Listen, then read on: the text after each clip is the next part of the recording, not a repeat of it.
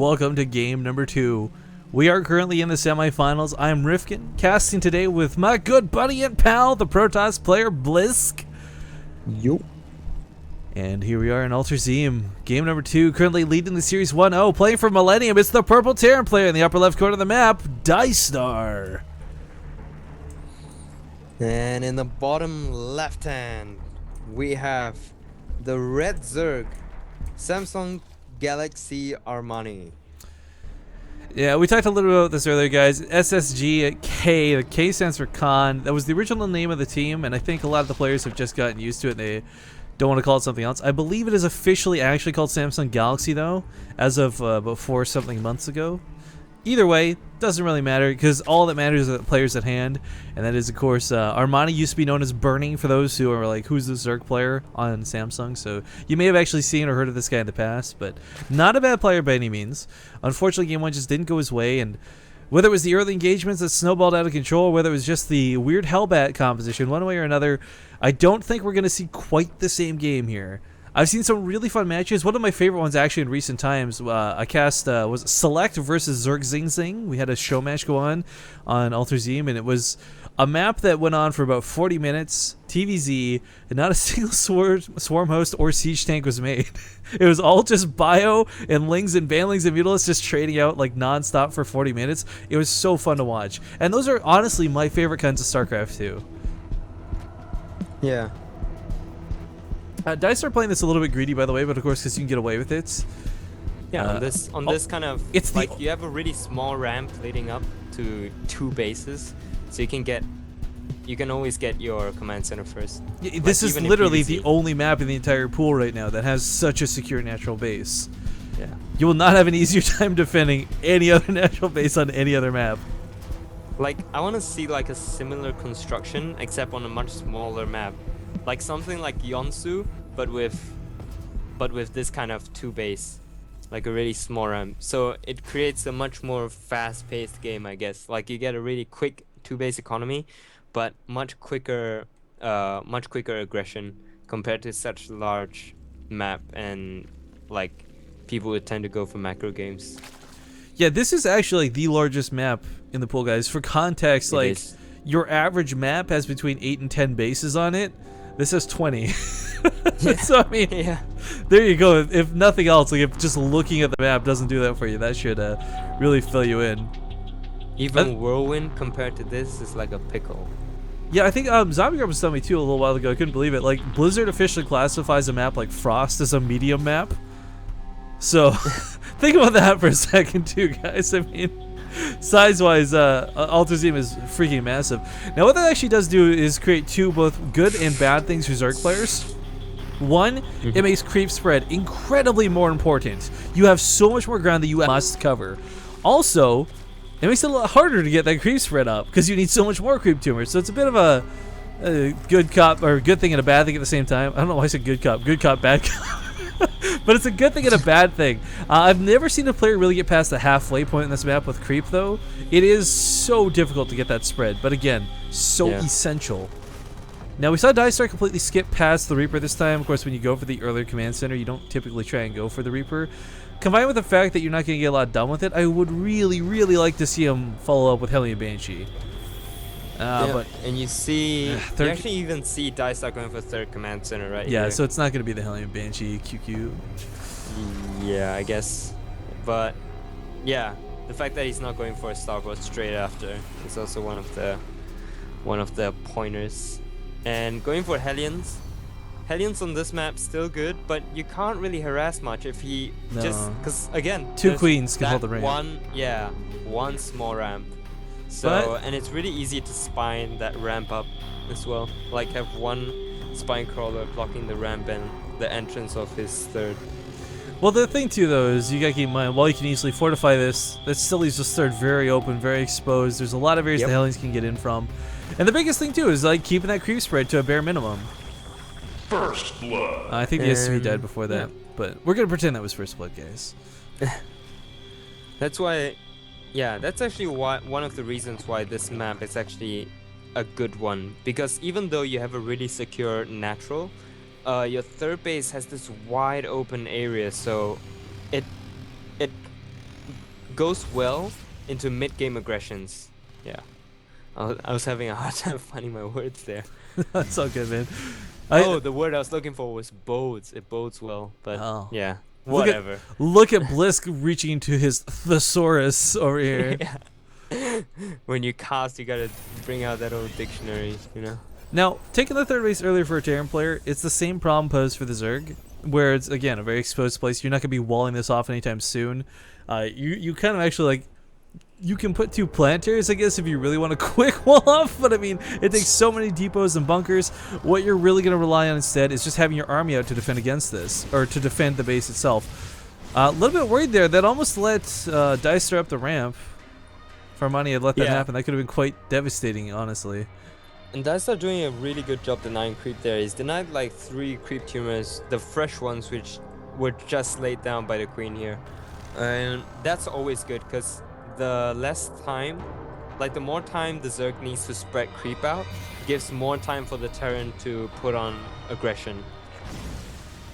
And another time he goes and keeping cleans the up creep 2 tumors back. Yep. I like this a lot, actually. I mean, it's a small thing, but it is, again, a map where it's going to be really hard to get that creep spree going. Lings have abandoned the National, allow him to get in there, get a couple drone kills for free, but coming across the map, there's no bunker down, it's just Marines, and they're not even in the middle line. Oh, no. Needs to clean up those Marines.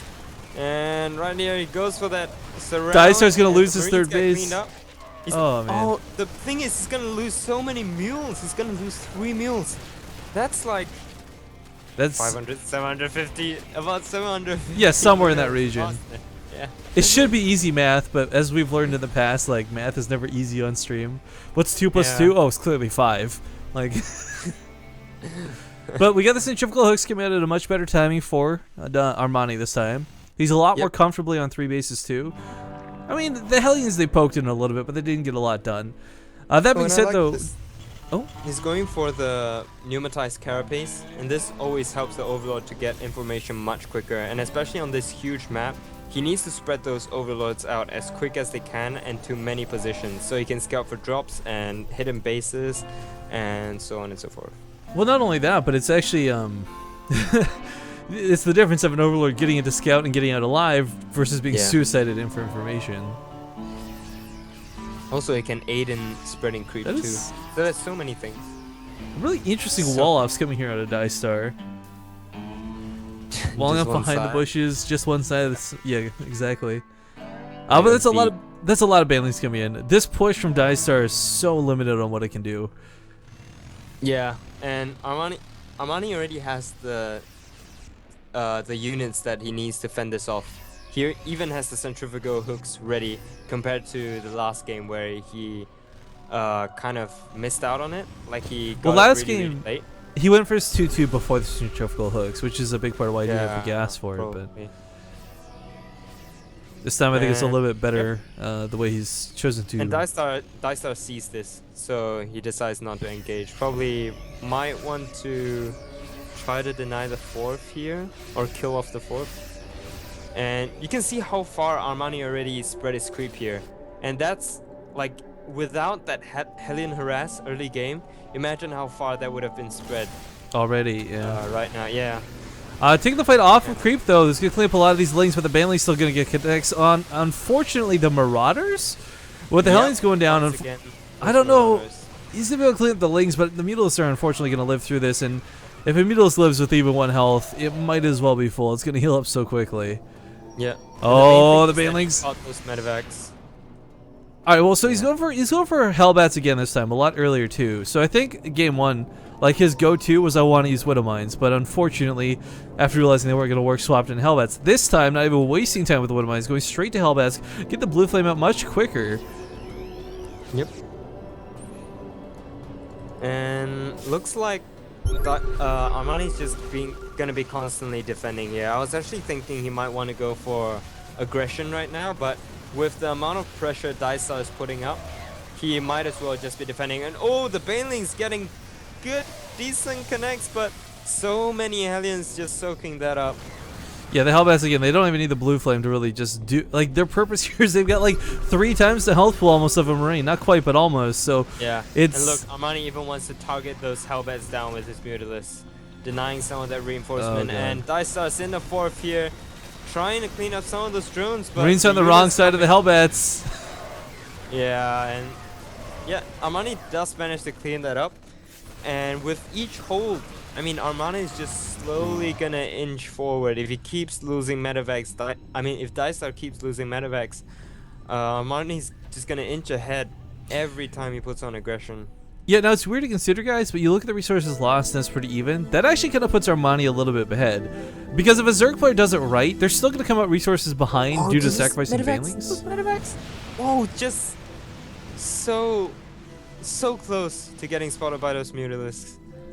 Well, that drop will go off or try to go off behind this. The missile turrets are not quite enough to completely shut this down. Oh, actually, this base here is completely unguarded. DieStar forced to pull SCVs. Yeah, but the drop though. The drop's getting into the main and he's not defended there, and only now does he get to spot those medevacs. Blue Flame Hellbat's gonna land, but go for the Queen by accident. Drones are gonna get popped as they stack up though. Never mind, gonna just turn around and focus fire. Yeah, he's focusing a lot on the defense here, but he wants... he didn't get the most out of that drop, and it might just get cleaned up here. It goes to the third though. Drops that Hellbat. Hellbats are in a good spot though for these lings. Gonna definitely take a lot of them out with them. Nope, actually just brings most of them to red. Yeah. But yeah, good rest there. Pulls the units back from Armani, and Armani now at 195 supply already against the 150 here from DieStar. I think all of that early aggression just piled up into what is now the small force of DieStar's army. Like losing so many medevacs and not trading enough compared to the last game where he traded a lot of lings. Like he kept getting lings and kept getting really good engages, so he kind of inched forward with his unit count, but now it's kind of went into Armani's favor. Yeah, and he's it's getting up to DieStar to defend. He's getting a really scary amount of mutilas. Oh my god, there's so many banelings that just finished morphing with these rocks. There's a planetary up, but this is not gonna last. There's enough banelings to bust right through this. If their turrets are down to soak the hits, maybe, just maybe. Alright, well, a couple are going to go off, but yep, it falls instantly, and so will the SCVs behind this. Another attack went up to the natural, this went on, but looks like 2 bases fall at the cost of so many banelings. But you know what, this is actually really terrible. With all those banelings being dead, there's nothing to stop this push. Yeah. I was wondering where all the extra lings went. Like, there's a pack of lings with the Mutas as well. Ooh. Oh, the Mutas trying to get that Thor here. They will get the Thor. Not going to scare... DieStar's push with the medevacs, though. I'm not sure I love this. His reinforcements were cut, and rather than coming back, he just continues to push. We'll see if this pans out or not. Oh, banelings being morphed here, and they're getting caught out. But some of them are going to finish just in time, and look at DieStar's spread. Those Mutalisks need to come back and deal with these small groups of armies.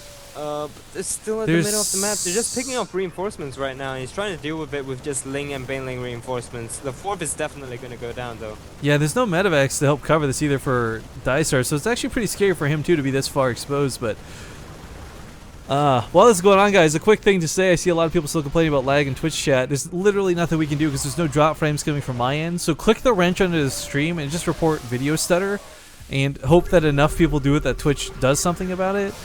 Otherwise, I'm super sorry about the lag that you're getting, but spreading out once again, DieStar going to call GG, and Armani will bring this back now 1-1 and send us to game number 3.